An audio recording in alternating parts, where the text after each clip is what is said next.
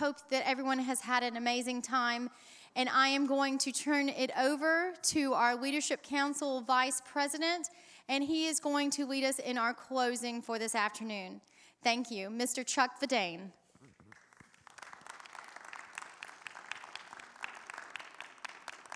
First, let me say I thank everybody for coming here. Hopefully you have, and all of us have learned something new. Somebody told me one time if they go to a conference and learn one new thing that they can take back home and use, then it was a beneficial thing for them to participate in. I hope that's the case here. I know I have been stimulated by what went on last night and what has gone on today. Now, we designed this conference with a couple things in mind. One of them is to strengthen a network of interfaith operations that are going on in the region. There is, of course, the Interfaith Mission Service here in Huntsville. There's Greater Birmingham Ministries in Birmingham. The Alabama Faith Council is headquartered in Birmingham. Alabama Rise is in Montgomery. All of these operations have something, unique's a bad word, but a particular contribution to bring to the table.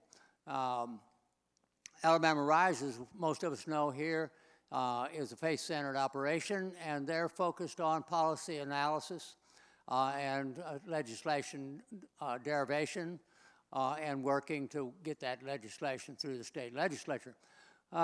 We here in Huntsville work with them very closely because we are working inside congregations on these same topics. So we are kind of boots on the ground to Alabama Rise, or can work in that kind of a context, and work within the various congregations to start to talk about predatory lending, and then help congregations make up an action plan on what they might want to do on predatory lending, or tax reform, or human trafficking, a number of topics. Alabama, the Faith Council has connections then with the denominational institutions that are in the state of Alabama. We also then have been working with, or beginning to work with, a group in Nashville. The Vanderbilt wanted to do a study on interfaith operations, and so we were selected to be part of that study. And Mark McCormick was supposed to be here today and help in this session that we're in right now, but he got sick and can't make it. So what I really want to do here is just to tell you what I just told you, that is one of our objectives. And so we really want to move forward on an initiative that we started a couple years ago, and then for a variety of reasons it got delayed, of building a network where we maybe tighten that up and do things in a little more intentional way than what we have been. And so our idea has been, and this conference was the first one, was to have biennial conferences where we then could come together as a group of interfaith-centered operations that are collaborating and bringing different contributions to the table to maybe strengthen our capability to do what a lot of the speakers have talked about, get the voice of faith into the public square and be transformational. So we want to move ahead on that front. The other thing of why do this is so we can share ways and means in which we go about our work and go about our ministry. The model that GBM uses is a little bit different than the model that we have here in Huntsville, and so there's some sharing that can go on that will probably be beneficial to both of us and others. There's another interfaith operation in Anniston which couldn't make it today. But all of these where we can come together and compare the ways in which we're going about it. Here in our model and on our table during the exhibit area were some templates where we have, over the 45 years we've been in business, we have done a lot of things like Day of Service and Unity, One Huntsville diversity dinners, interfaith dialogues, all of that. And we do them, and then we go on to the next one. And we don't take time to say, well, what came out of that, and document the way that we went about it, nor the outcomes. And so we want to get better at that. And so this year, and to get ready for this conference, we did some of that, and the templates for doing some of those things that I just mentioned are on our exhibit table back there. They're also going to be on the web, so when you go home, you can get on the web and download those templates and tailor them for your work in whatever community that you are in. So with that, and I want to turn now to Rabbi Shapiro, who has been thinking some ideas that actions that we might be able to take that he has already thought of years ago or has come up with today. And so then we'll move on to a little healing exercise, and we will then go home greatly enhanced. Yeah, thank you. I've been thinking about this for all of 4 minutes. Because Mark couldn't make it, and I was caught sneaking out, they brought me back in and said, would you help with the closing? So the idea is, what can we do immediately that will make a difference in our lives? So I want to get to the immediate part in a second, but I want to sort of look at this in 3 circles. The broader one would be the community, then clergy, and then each of us as individuals. A lot of things already happen in the Huntsville area, and we heard some of them in the groups that I was involved in, and one of the things that came up over and over and over again was the bureaucracy that's necessary to pull these things off. I hate bureaucracy. I have no patience with any of that, and I am not a team player. I'm a lone wolf. I do what I do, and I get out of Dodge. You know, I don't have any patience for, I got to get a publicity committee and a food committee. So I want to make a couple of suggestions and suggest in the context of don't get a committee, just do it and see what happens. Because that's how I've done it before. So here's the one that I did in Nashville. I'm going to offer you 2 things on a communal level. One I can actually help you with. In Nashville, we just put out in the newspaper, in the free papers, that we were going to do a storytelling, day of storytelling. And we focused, and we're looking at the areas of tension, and it was really, we weren't having problems with the Buddhist communities, and we weren't having problems with the Hindu communities. The challenges were around the Abrahamic traditions, specifically Judaism, Christianity, and Islam. Baha'i is an Abrahamic tradition, though we weren't having problems with Baha'i. Baha'i only have problems with Iranians. So, never take anything I say too seriously. And it's late and I'm tired. So we had a storytelling day, and we invited storytellers from these different communities who all told stories about Abraham, Sarah, and Hagar, Ishmael, and Isaac. Because those are the family, that's the big family that we all have in common. And they just came with their traditional stories. And we spent half the day, like 3 hours, listening to stories. And it's just fun. You could bring your kids, and it was just entertainment. And then we had lunch. And then after lunch, we broke up into groups, and we just arbitrarily divided people up. And we said, what did you hear in the story that moves you and that might actually become something you could do? And it was not programmed, but everybody came back with the same thing: hospitality. And they came up with this idea of, let's just invite someone we don't know from another tradition to our house for dinner. And we heard, you got to make sure that you're not serving pork to the Muslims or to the Jews, and you're not serving alcohol to Muslims, all that. So you have to check all that stuff out. But just having someone over. But I'm just suggesting having a storytelling day. just in your church or your synagogue or your mosque, and just invite storytellers. There must be a Huntsville Storyteller Association, or find people from Jonesboro in Tennessee. There's got to be an easy way to get. All we did was put out a word for storytellers, and they showed up. So that's just something that can be done, and it avoids. I think it's important to do what does Islam stand for, what does Judaism stand for, Christianity, Hindu. Those things, but they're very dry. But the stories from these traditions are very rich. So that's just one, and these are literally off the top of my head. But one thing that I can actually help with is called spiritual literacy. And Kamal said that he sort of put down the idea that you come together and what does your book say and what does your book say. And I don't want to dismiss that too quickly. I have a program that I did throughout Tennessee. I did it with my son, who's finishing his PhD in literature at Middle Tennessee State. We created this program for librarians, but you could do it anywhere. We did it with libraries because libraries were neutral.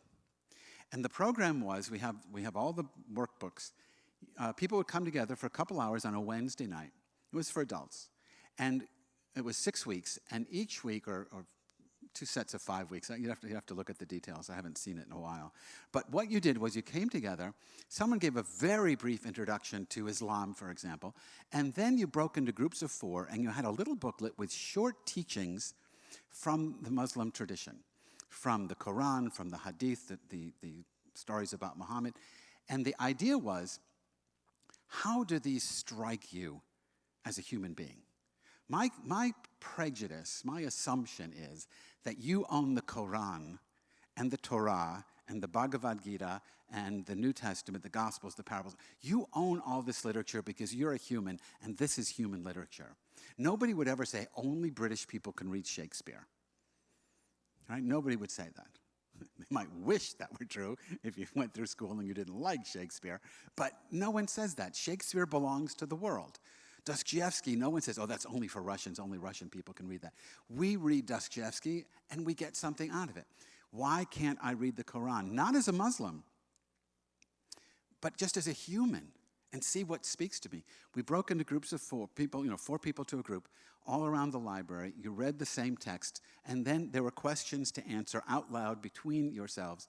How does this speak to you? When have you been in a situation where this might apply to what you experienced? And I was very nervous when we started. I thought, is anyone going to do this? It only took seconds before everybody was engaged in conversation. And then we had a 10-minute wrap-up at the end where a couple of people would share what they heard. And that was it. And we did it multiple weeks on the sacred text. Then it was so well received, we created a second round on the folk tales from the different traditions. This is easy to do. I have all the material. I'd be happy to send it to somebody, whoever would organize it, who wants to take point on it. What we did was we went to libraries and taught librarians how to do it so that it was totally neutral. And it was literature. The state of Tennessee wasn't, we got the Tennessee Intellectual Freedom Award for it because it was literature, not religion. Religion, that's church and state problem. This was just literature. It worked perfectly. So I would be willing to help with that. So that's a couple of the communal ideas. Clergy. Clergy are crucial. Even though I think that religion is undergoing a radical transformation and that the clergy that we have, including rabbis, our training is totally obsolete. And it won't last long. Fewer and fewer people are coming to church, synagogue, mosque, etc., because it's not speaking to them, and the clergy don't know how to speak to them. And there's going to be something new happening eventually. But in the meantime, clergy matter. So they have tremendous amount of influence. And if they are ignorant, that ignorance just spreads throughout the community. So here's something I would suggest. Kamal left, but the Atlanta Institute, and we have a representative in Huntsville who's their person in town. They put together these interfaith trips to Turkey. I've done it. It's an amazing trip. And it's not cheap, but I'm suggesting that churches, synagogues, raise the funds to send their clergy person, or if not more than one, at least one from each church, and send them on one of these interfaith trips to Turkey to learn about Islam from the inside. It's transformative. If the money was available, I would do the same thing with Jews, Christians, and Muslim clergy and send them to Israel, Palestine. We did this in Nashville, not the Muslims, because it's still a little, Nashville is still a little nervous. But we had this thing where evangelical clergy came to the Rabbinic Association, this is a couple of years ago, they came to the Rabbinical Association in Nashville and asked that we forgive them for the Holocaust. None of them were alive during the Holocaust. None of us were alive during the Holocaust. We said, we can't forgive you. You didn't do anything. We said, only the dead can, the person who's murdered, they could forgive, but they're not going to forgive you. They have to forgive people who killed them. Anyway, we had this quick discussion, and we said, let's just meet.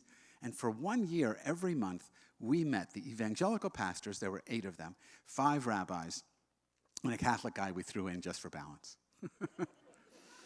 And he was supposed to be the moderator. Like the Catholics were neutral, I don't know. But anyway, they should have given us an atheist, but they gave us a Catholic. So anyway, we studied together for a year, personal stuff, not about my religion says, just my spiritual story. And every month, 2 people gave a talk on their spiritual journey. And we felt we knew each other after the year. And then we all went to Israel and into Palestine, and we visited the holy sites that we thought would touch us personally. And we wanted, the rabbis wanted to hear, what are you feeling as a Christian standing on the mount where the Sermon of the Mount may have been given? What are you feeling when you're standing at the place of the resurrection or the nativity? You know what I'm saying? And the rabbis would share, what are they feeling when they're at the Western Wall or some other spot in Israel? It was an amazing trip. And every night, all day long, we were very polite. And then at night in the hotel, we had these slug sessions where we got together and we said, we don't get what you're saying. How could you believe this? And it was no holds barred and absolutely beautiful. Everyone loved each other. We've been studying together for a year. We were already friends, and now it was time to see how deep we could go. And it was amazing what we learned about each other. And how crazy each other is in their beliefs. And it was just fantastic. So to raise the money to send clergy to Turkey or to send clergy to Israel and to Palestine, to have them come back and then tell their story of their trip and their journey and their pilgrimage, I think it would have tremendous impact rippling through the church, but through the community. All right, now what can you and I do? Tomorrow, right? That's what they ask. What can we do tomorrow? You could actually do this tonight. First, I have a couple things. First, if you're into Amazon, go on Amazon, then you could do it tonight, or go to a bookstore if there's a local bookstore. Go buy the sacred texts of the other religions. Get yourself a Torah. If you're a Christian, get yourself a Torah, a Quran, and a Bhagavad Gita, and maybe the Dhammapada or the Heart Sutra of Buddhism. I could give you a list, but we're not talking a lot of books and we're not talking a lot of money. And put them on your shelf. If you're Jewish, get a New Testament and the Quran and the Gita, right? You know what I'm saying? If you're Buddhist or Hindu, get the other books. Make sure you have the 5 or 6 books, those central texts of each of those faiths. I'd love to say read them, but that's a lot more work. Just put them on the shelf where you'll see them. That in and of itself could change your consciousness. Just knowing there's the Bible, and the Quran next to it. It starts to seep into your head that maybe there's wisdom in all of these books, and I think all of them belong to us as human beings. So get the other people's sacred texts and put them on a shelf. Number 1. Number 2, there's just 3 things. Number 2, do the same with music. Now, we don't have a flip chart, and I wasn't prepared to do this, so this is off the top of my head, but I'm sure we could put together a list of CDs or downloads, M3Ps, that you could get Sufi, because I'm into the mystical side of religion, but Sufi chanting and Hebrew mystical chanting from the Jewish tradition, and maybe Taizé or Hildegard's, Bingham's music. Or there's so much rich music out there. And then obviously classics, the Passion of Matthew, the Passion of Mark from Beethoven and Bach Mozart and all these guys. There's that music also. But to listen to the music of the various traditions, to get classical raga from Ravi Shankar, and just play it. And at first it goes, oh man, this is not, I can't handle the chord change. The notes are not my notes. It's so odd. But eventually you just get into it. And music will transform us from the inside. So have the books on your shelf and have the music in your head. And then the last thing I would say is go find a prayer from someone else's liturgy, just one that you like. You can do this online. You can find the daily liturgy of Judaism, Christianity, Islam, etc. Find a prayer. In fact, there's a book called Let the Rivers Flow. It's by Eknath Easwaran. He's a wonderful Indian teacher, now deceased. Let the Rivers Flow. It's an anthology of the prayers from all the different traditions that he loves. So he says, he always starts with St. Francis' prayer. And if you're Jewish, I'm just picking a person. If you're Jewish, take St. Francis' prayer and every day recite St. Francis' prayer. Or the Lord's Prayer. Something that's not part of your tradition. And chant that or say that every day as part of your morning prayer for 40 days. That's the Jewish thing. You do it for 40 days. If you haven't jumped off the ark and drowned, you do it for 40 days. Then you're done with that one. Go find another one from another tradition. Until over the course of this 5 traditions, so there's 4 that aren't yours, and there's 40 days each, so 160 days. It takes a half the year. And you've just been adding these prayers to your ritual. Not that they move you. Don't find things that are just classic, but they don't move you. Find things that really move you from another tradition and just work them in. Don't say, oh, now I'm going to do the Islamic prayer. It's just part of your liturgy. The daily recitation of someone else's liturgy will open your heart to that other tradition. The hearing of their music will open even deeper, keep you open to that other tradition. And just seeing their sacred texts. When I had a center, a Interfaith center in Nashville, we had this big glass case, and we had the sacred texts in the original language of every religion that we could find books for. And they were just there. We didn't study them. They were just there. And people would come and just look at the case and just feel connected to the entirety of human religiosity, human spirituality, human spiritual creativity in the literary end. So that's what came to me when you asked me to do this. I'm sure you've got other ideas. I'm not interested in hearing them. I need to go home. But you live here. You could talk to each other. That's fine. I never liked, but I want to ask you to do one more thing with me. I never like to do any kind of gathering that just ends and people leave. I want to end with healing. And I don't want to do it in the pews. And I'm hoping we can, I won't ask for a circle, I'll ask for a kidney. And so in a second, I'm going to ask you to come up. And if you can just take the 4 chairs and set them up in the 4 directions here in the center, because there may be people who can't stand. This is not movement-oriented, but it is standing. If you need to sit, we'll have chairs for you.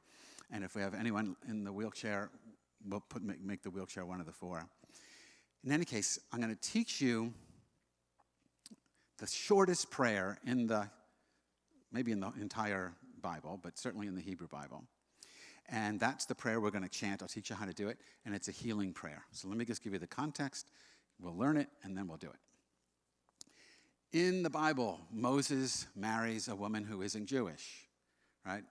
His wife's name is Zipporah, right? We have to know the women in the Bible. We always forget them. Moses marries Zipporah. Zipporah is not Jewish.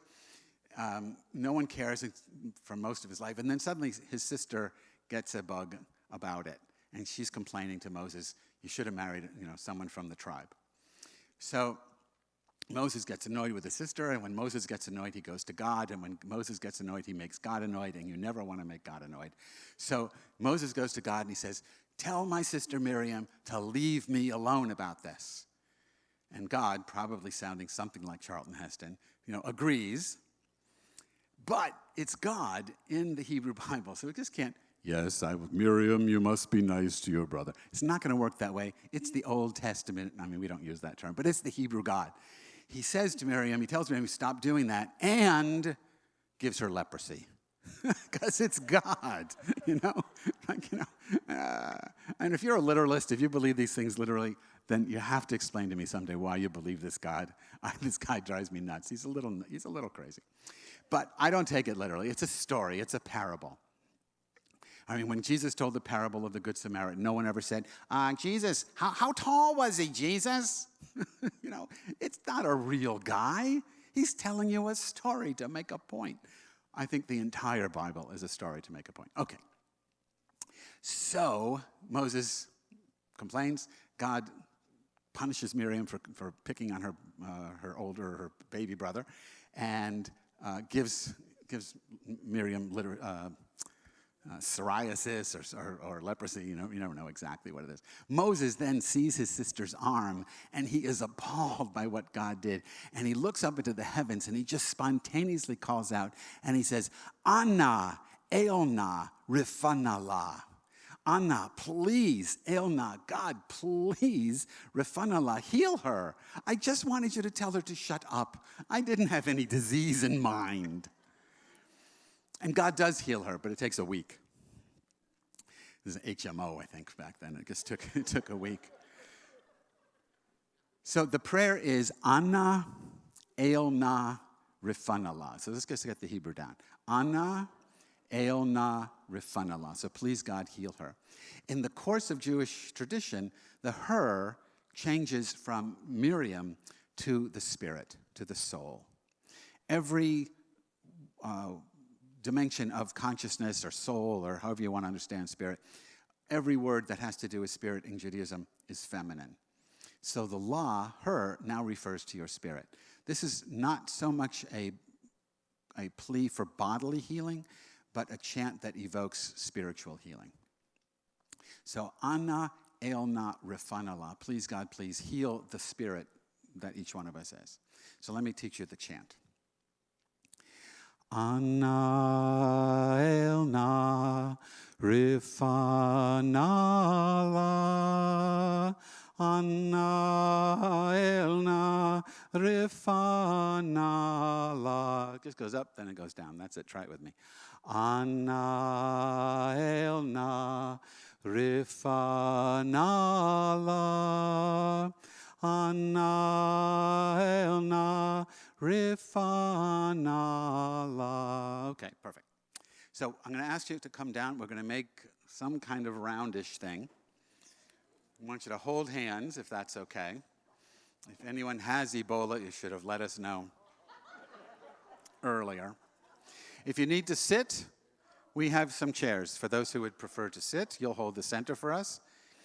Ideally, I would have 4 people sitting regardless, so I'm looking for sitters. Even if you can stand, if I don't have enough sitters.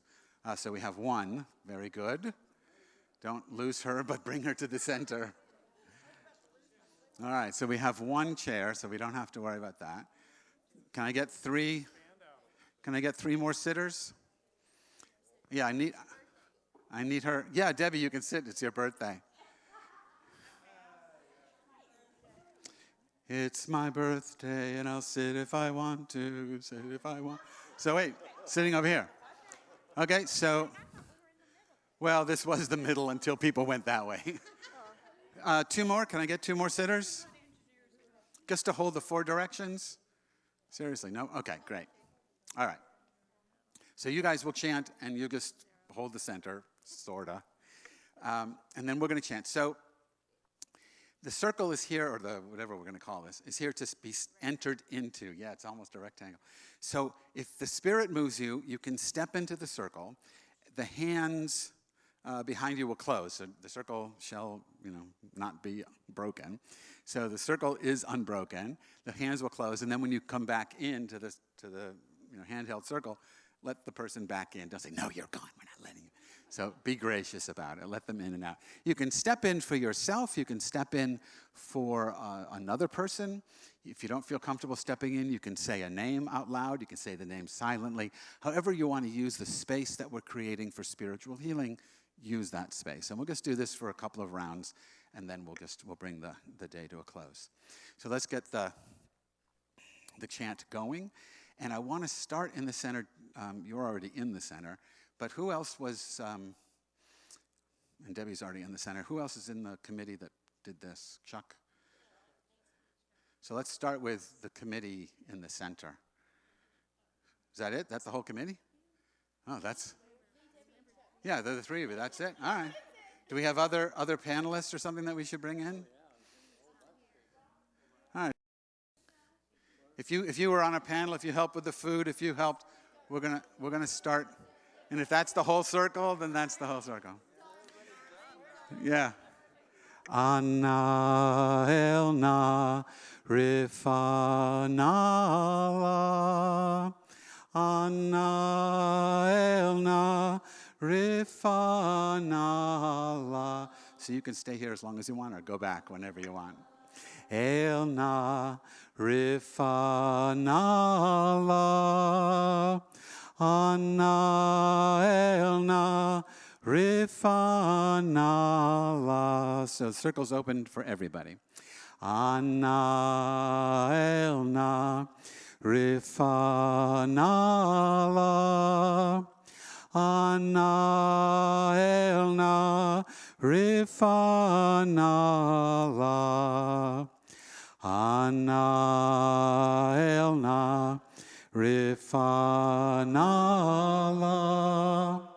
Anna elna rifanala.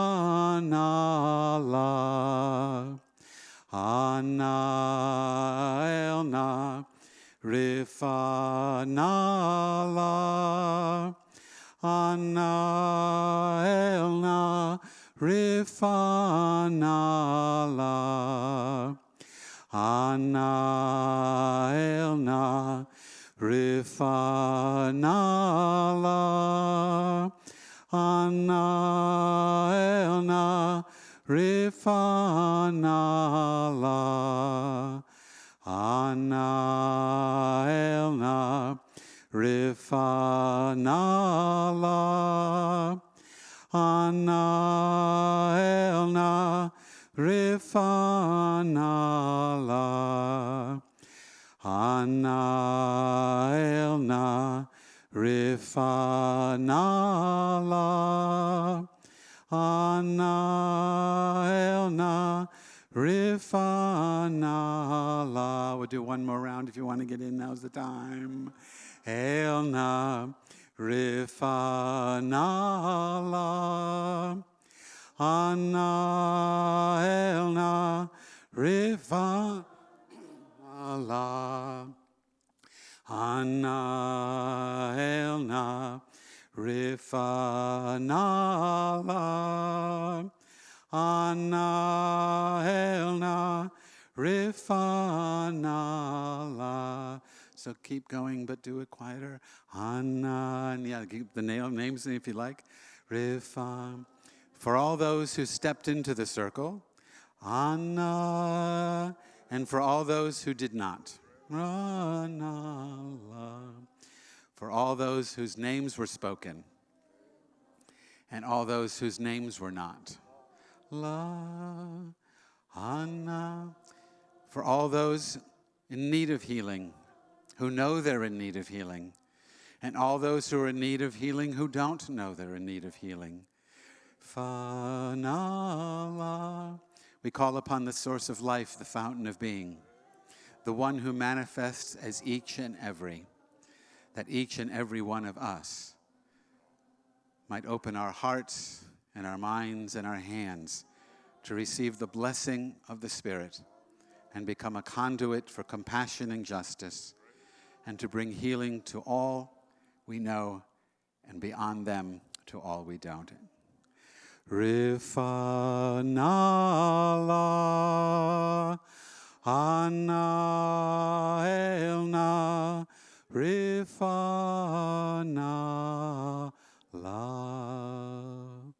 Lech b'shalom, go in peace.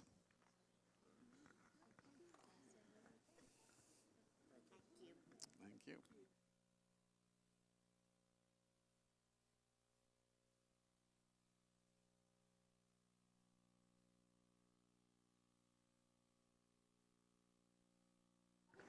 Good. We're done. I'm done. I'm going to put it up.